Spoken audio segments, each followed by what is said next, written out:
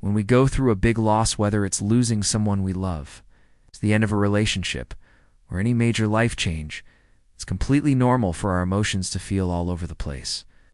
People often talk about stages of grief, not because we're supposed to follow them like a checklist, but because they help us understand the kinds of feelings people commonly go through. The idea of the 7 stages is just a way to describe what many of us experience. 1. Shock and denial. At first, the loss doesn't feel real. You might feel numb, confused, or like you're watching it happen from the outside. This is your mind's way of protecting you until you're ready to feel more too. Pain and guilt. As the shock fades, the hurt settles in.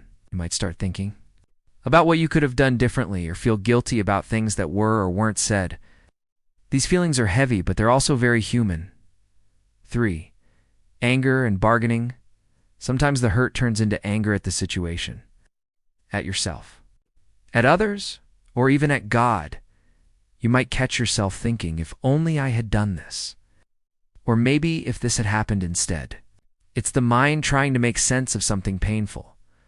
For depression, this is when the sadness really settles. You might withdraw, feel tired, or lose interest in things you once cared about. It can feel very lonely, but it's actually a natural. Part of healing your heart is processing the depth of the loss. 5. Testing. Eventually, you start trying small things to cope. Maybe you talk to someone, try a new routine, or look for ways to get through the day. It's like slowly learning how to live in a world that has changed. 6. Acceptance.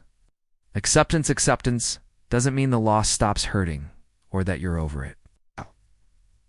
It just means you begin to understand the new reality. Start finding ways to live your life while carrying the memory or meaning of what you lost. 7. Hope over time. Sometimes a long time, you start to see moments of light again. You begin to rebuild, find joy in small things, and look toward the future with a bit more peace.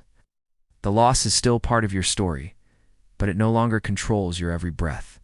And one more important thing, these stages don't happen in order. You might feel angry one day, okay the next, then sad again. That's normal. Grief isn't neat or predictable. There's no right way to grieve. Everyone moves through it differently.